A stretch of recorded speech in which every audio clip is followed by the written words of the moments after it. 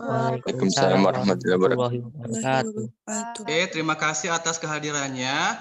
Hari ini kita akan belajar untuk mata pelajaran metodologi penelitian. Jadi hari ini saya akan menyampaikan informasi penting tentang hak kekayaan intelektual.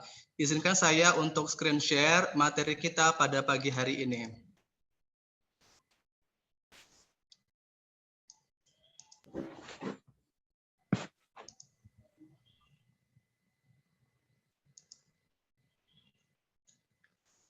Apakah sudah bisa melihat PPT-nya? Sudah, Sir. Sudah, oke, terima kasih ya.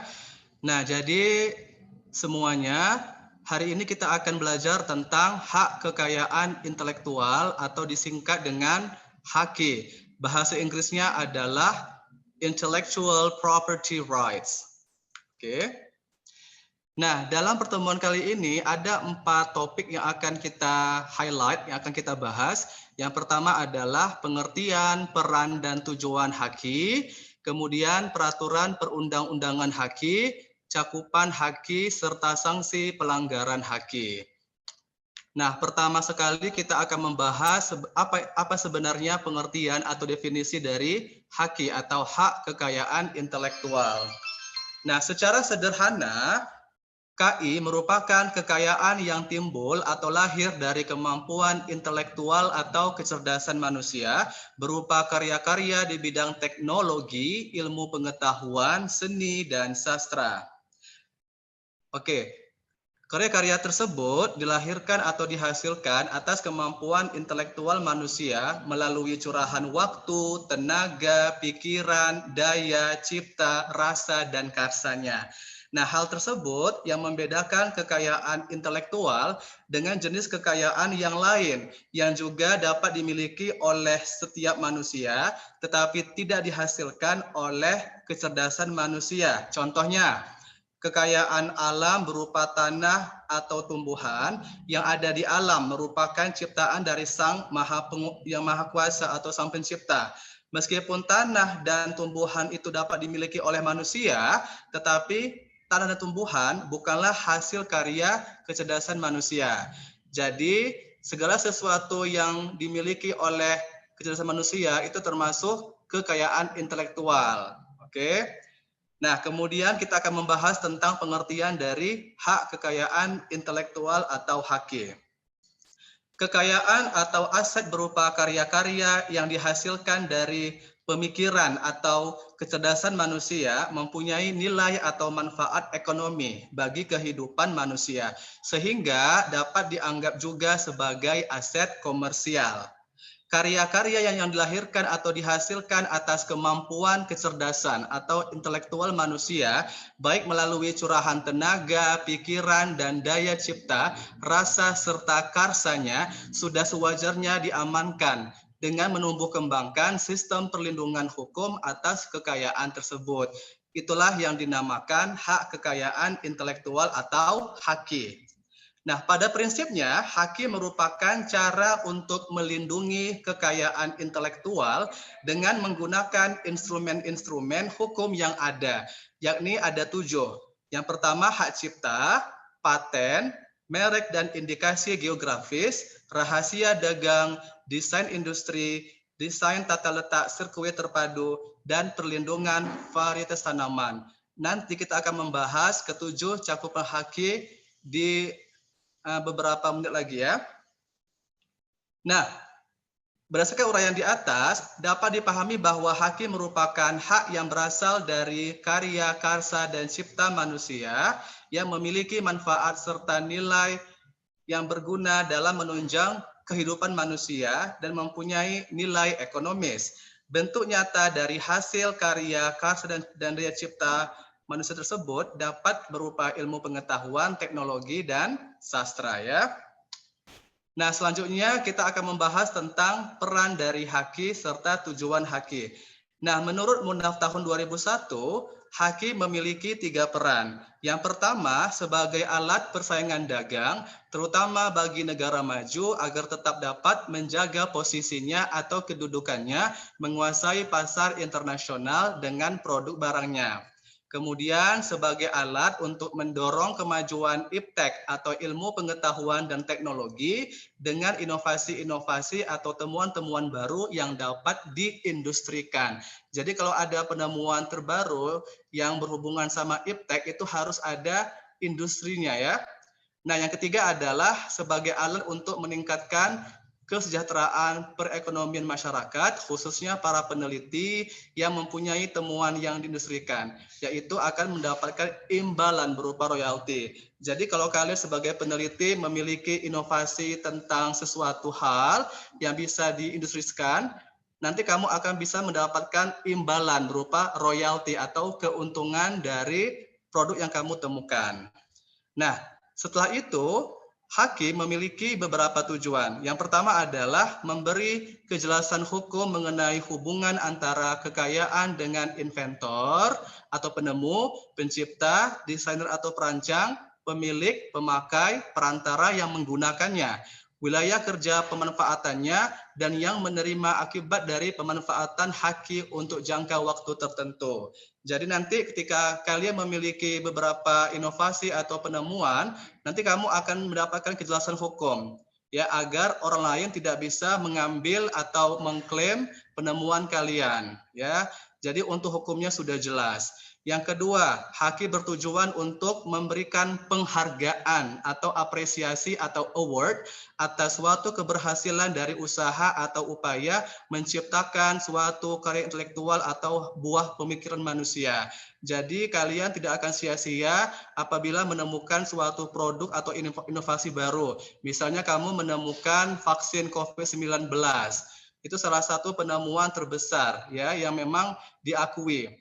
Apabila kalian berhasil menemukan vaksin COVID-19, maka nanti pihak dari pemerintah akan memberikan penghargaan kepada kalian. Bisa diberikan berupa piagam atau sertifikat atau berupa uang.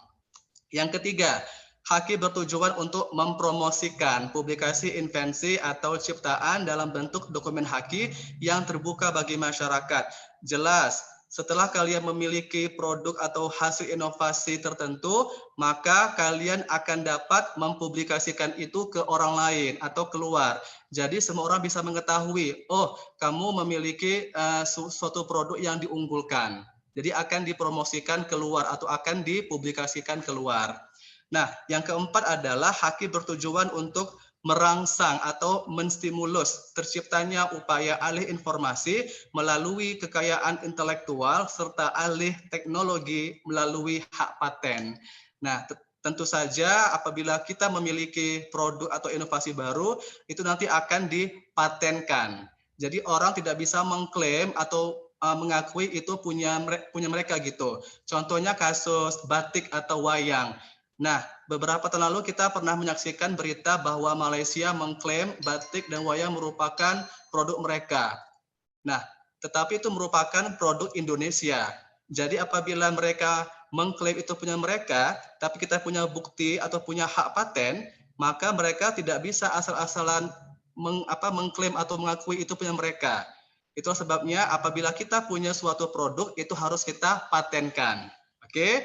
Nah, yang terakhir, haki bertujuan untuk memberikan perlindungan atau proteksi terhadap kemungkinan ditiru karena adanya jaminan dari negara bahwa pelaksanaan karya intelektual hanya diberikan kepada yang berhak. Jelas ya, semua karya kita akan dilindungi oleh negara. Jadi orang tidak bisa mengambil, mengcopy, menjiplak, memplagiasi atau mengakui bahwa itu punya mereka. Nah, jadi ini merupakan sebuah tujuan yang sangat baik untuk seorang penemu atau seorang peneliti yang memiliki produk atau memiliki inovasi agar produk kita itu tetap diakui atau tetap dilindungi oleh negara ya. Nah, selanjutnya kita akan membahas tentang peraturan perundang-undangan haki. Ada dua sebenarnya. Yang pertama secara internasional dan yang kedua oleh Indonesia ya. Nah, kita bahas dulu yang secara internasional. Nah, peraturan perundang-undangan haki pertama kali ada di Venesia, Italia. Ingat ya, pertama kali itu haki dibuat undang-undangnya di Venesia, Italia yang menyangkut masalah paten pada tahun 1470. Beberapa nama seperti Caxton, Galileo, dan Gutenberg merupakan penemu-penemu yang tercatat sebagai penemu dalam kurun waktu tertentu dan mempunyai hak monopoli atas penemuan mereka. Kemudian pada tahun 1500-an, hukum-hukum tentang paten tersebut mulai diadopsi atau diadaptasi oleh kerajaan Inggris, yang kemudian lahir hukum mengenai paten yang pertama di Inggris, yaitu Statute of Monopolies tahun 1623. Selanjutnya di Amerika Serikat, Undang-Undang Paten muncul pada tahun 1791. Nah, selanjutnya internasional ya. Peraturan di bidang haki pertama kali terjadi pada tahun 1883 dengan lahirnya Paris Convention untuk masalah paten, merek dagang, dan desain. Nah, kemudian pada tahun 1886 terdapat perjanjian Berne Convention untuk masalah hak cipta atau copyright. Kedua konvensi tersebut membahas tentang standarisasi, tukar-menukar informasi, perlindungan minimum, dan prosedur mendapatkan hak kekayaan intelektual. Hasil dari kedua konvensi atau pertemuan tersebut adalah dibentuknya Biro Administratif yang bernama the United International Bureau for the Protection of Intellectual Property, yang kemudian disingkat dengan nama WIPO. Oke, nah WIPO merupakan organisasi internasional di bawah lembaga PBB yang khusus menangani masalah haki. Jadi ada sebuah organisasi atau lembaga di PBB yang bernama WIPO, itu menangani atau membahas tentang haki. Misalnya ada kasus pelanggaran haki, maka itu bisa kita laporkan ke WIPO ya, secara internasional.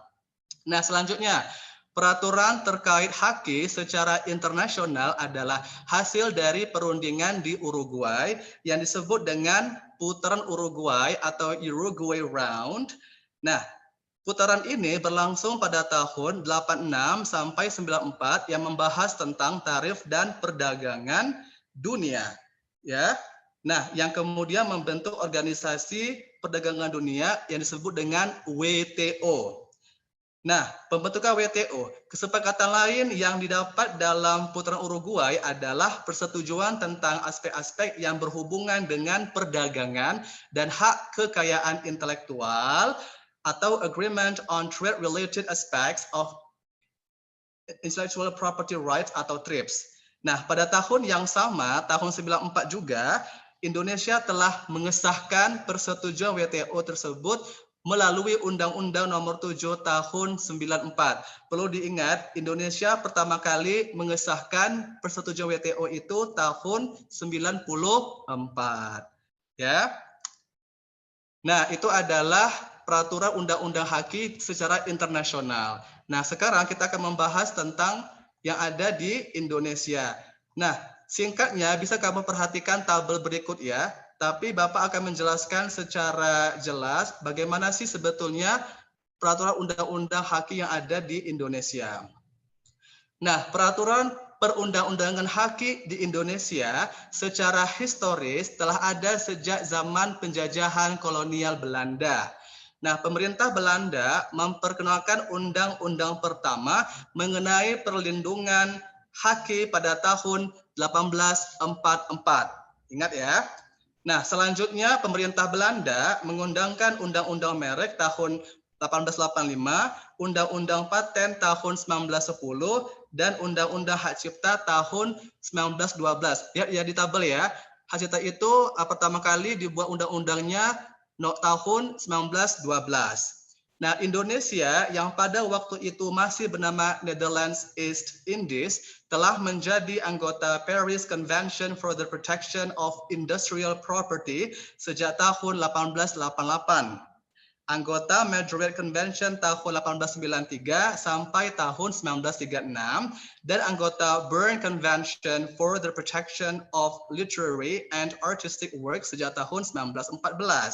Nah, kemudian pada zaman pendudukan Jepang, yaitu tahun 42, semua peraturan undang-undang itu tetap berlaku. Jadi dari zaman Belanda sampai zaman Jepang, undang-undang haki tetap berlaku atau tidak berubah. Oke.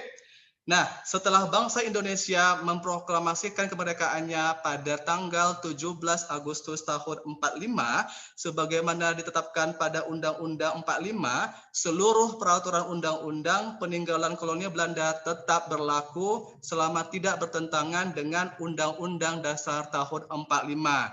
Jadi, apabila tidak ada pelanggaran, maka tetap berlaku Undang-Undang Haki pada zaman penjajahan Belanda hingga sekarang, ya.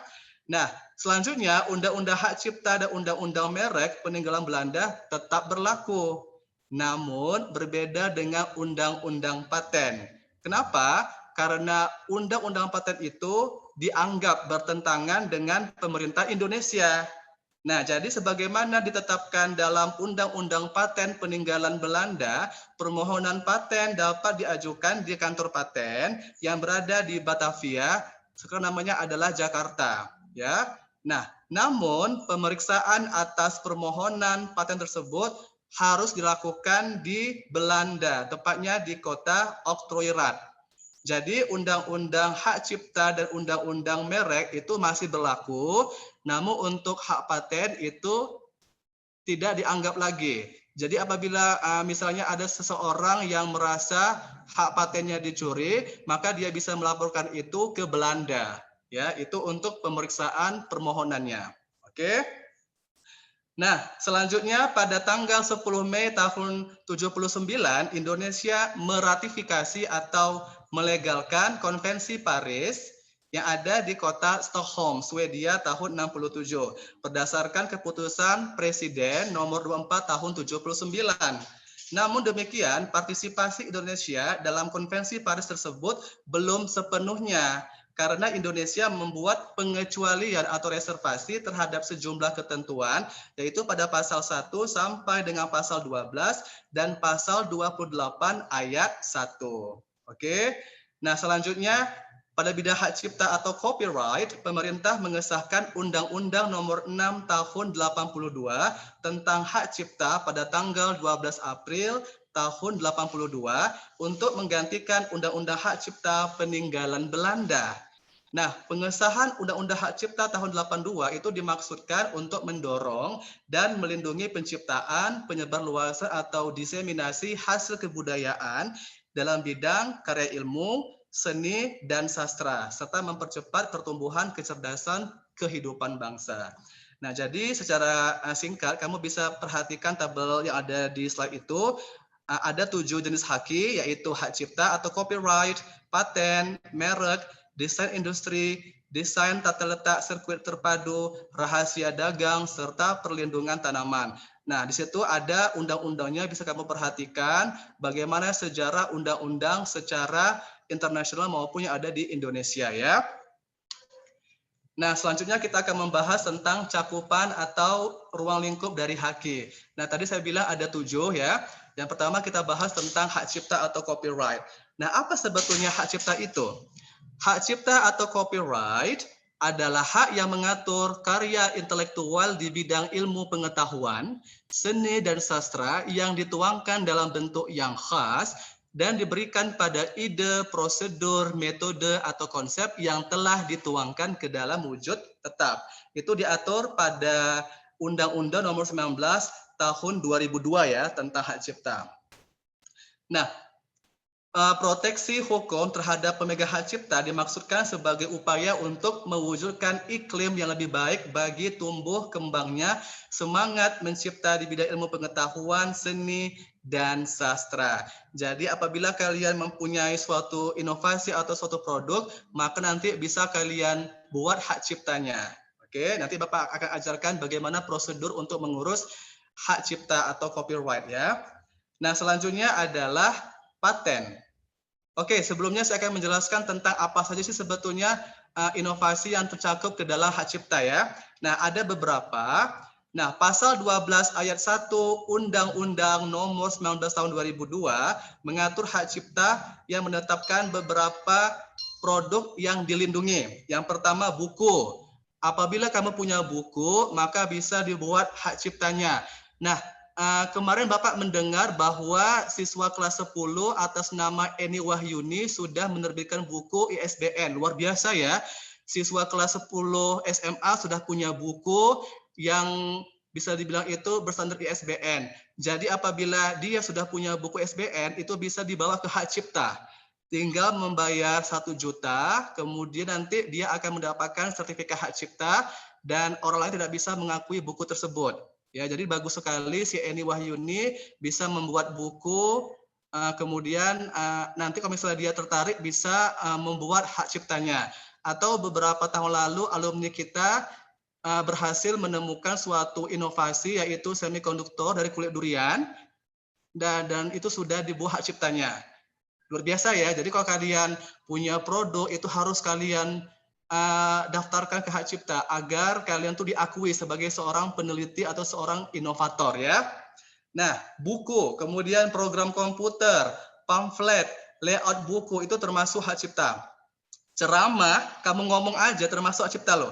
Ceramah, kuliah, pidato, atau beberapa cipta lain itu termasuk ke dalam bentuk hak cipta. Alat peraga misalnya kamu membuat alat peraga untuk pendidikan atau pembelajaran ya. Jadi kemarin saya mendengar anak siswa kelas 10 tertarik ingin membuat alat peraga dari lilin gitu ya, atau dari plastisin. Bagus. Nanti kalau dia berhasil membuat alat peraga tersebut, maka nanti bisa didaftarkan ke HAKI atau ke hak ciptanya seperti itu. Kemudian lagu atau musik, kamu menciptakan sebuah lagu atau musik, itu termasuk hak cipta juga.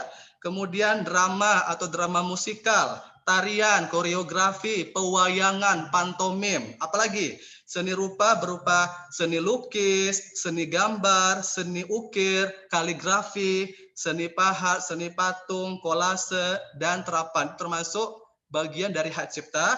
Kemudian arsitektur atau membuat bangunan atau membuat rumah, kemudian peta, seni batik, fotografi, sinematografi, kemudian ada juga terjemahan, tafsir, dan sebagainya, itu termasuk bagian dari hak cipta. Jadi kalau kalian sekarang duduk di kelas 10, kemudian memiliki sebuah ide untuk membuat atau mengembangkan produk, misalnya buku gitu ya, atau membuat program komputer, maka itu harus kalian daftarkan ke HAKI agar nanti orang tidak bisa mengklaim produk kalian. Nah, contohnya saya sekarang sudah membuat buku pedoman untuk penulisan karya ilmiah atau bagaimana cara menulis proposal atau laporan yang benar. Maka sekarang buku saya sudah saya terbitkan ke Surabaya oleh PT Skopindo Media Pustaka, sudah ISBN, insya Allah nanti untuk akhir bulan ini akan dikirimkan ke sekolah kita.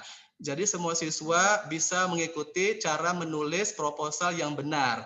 Nanti insya Allah saya akan mendaftarkan buku itu ke HAKI. Nanti akan ada sertifikat HAKI-nya, hanya membayar 1 juta untuk bisa mendapatkan sertifikat dan kita dikukuhkan sebagai seorang peneliti atau sebagai seorang penemu ya. Jadi bagus sekali kalian kalau punya ide untuk membuat suatu produk itu harus kalian kembangkan. Oke? Nah, selanjutnya kita akan membahas tentang paten. Nah, apa itu paten? Nah, paten merupakan perlindungan hukum untuk karya intelektual di bidang teknologi. Nah, di bidang iptek ya, karya intelektual tersebut dituangkan ke dalam suatu kegiatan pemecahan masalah yang spesifik di bidang teknologi yang dapat berupa proses atau produk atau penyempurnaan dan pengembangan produk dan proses. Jadi, kalau untuk paten itu fokusnya ke teknologi. Misalnya, kamu membuat mobil listrik misalnya, mobil listrik atau membuat handphone tahan air atau beberapa produk yang berhubungan sama teknologi itu bisa dipatenkan ya, bisa dilindungi oleh hukum seperti itu. Nah, yang ketiga adalah merek atau indikasi grafis ya. Apa itu merek? Merek merupakan tanda berupa gambar, nama, kata, huruf-huruf, angka-angka, susunan warna atau kombinasi dari unsur-unsur tersebut yang memiliki daya pembeda. Jadi nggak sama dengan yang lain dan digunakan dalam kegiatan perdagangan barang atau jasa. Misalnya kamu seorang wirausahawan atau seorang pengusaha yang memiliki suatu produk. Nah, kalau kalian ingin mempromosikan produk tersebut, maka kamu harus membuat mereknya. Apa mereknya? Agar bisa dilihat oleh orang lain. Ya, kemudian bagaimana gambarnya, nama dan sebagainya. Nah, diwajibkan itu mereknya nggak sama dengan merek lain, jadi harus berbeda. Jadi apabila kamu mempunyai sebuah usaha, kemudian mereknya jelas, maka itu bisa kamu bawa ke merek ya untuk didaftarkan. Nah, selanjutnya desain industri, yaitu suatu kreasi atau ciptaan tentang bentuk, konfigurasi atau komposisi garis atau warna, atau garis dan warna, atau gabungan daripadanya yang berbentuk 3 dimensi atau 3D dan 2 dimensi atau 2D, yang memberikan kesan estetis atau kesan keindahan dan dapat diwujudkan dalam pola 3 dimensi atau 2 dimensi, serta dapat digunakan untuk menghasilkan suatu produk, barang, komoditas industri atau kerajinan tangan atau handicraft ya. Jadi ini bentuk atau komposisi yang berbentuk 3 dimensi atau 2 dimensi. Itu termasuk desain industri atau rancangan industri ya. Nah, selanjutnya adalah desain tata letak. Nah, apa itu? Yaitu kreasi berupa rancangan peletakan 3 dimensi atau 3D dari berbagai elemen atau dari berbagai unsur. Setidaknya satu dari unsur-unsur tersebut adalah unsur aktif, serta sebagian atau semua interkoneksi dalam suatu sirkuit terpadu. Nah, berarti di sini desain tata letak itu digabungkan dengan sirkuit terpadu. Itu adalah satu cakupan dari Haki ya. Nah, apa itu sirkuit terpadu? Yaitu suatu produk dalam bentuk jadi atau setengah jadi. Jadi itu dalam bentuk baku atau setengah baku, atau yang sudah diolah tapi belum selesai ya, yang di dalamnya terdapat berbagai elemen atau unsur-unsur, dan sekurang-kurangnya satu dari unsur-unsur tersebut adalah unsur aktif, yang sebagian atau seluruhnya saling berkaitan serta dibentuk secara terpadu di dalam sebuah bahan semikonduktor yang dimaksudkan untuk menghasilkan fungsi elektronik. Oke, itu pengertian dari sirkuit terpadu ya. Selanjutnya, rahasia dagang ya, atau trade secret, yaitu informasi yang tidak diketahui oleh umum di bidang teknologi atau bisnis, mempunyai nilai ekonomi karena berguna dalam kegiatan usaha dan dijaga kerahasiaannya oleh pemilik rahasia dagang. Jadi seorang pengusaha atau bisnismen atau wirausahawan yang mempunyai produk di bidang teknologi atau bisnis itu bisa didaftarkan di rahasia dagang agar bisa dilindungi oleh pemilik rahasia dagang ya. Nah, yang terakhir adalah hak perlindungan varietas tanaman atau disingkat dengan PVT. Apa itu? PVT adalah hak yang diberikan kepada pemulia atau pemegang hak PVT untuk menggunakan sendiri varietas atau ragam hasil pemuliaannya, atau memberi persetujuan kepada orang atau badan hukum lain untuk menggunakannya. Misalnya kamu seorang pemulia tanaman anggrek.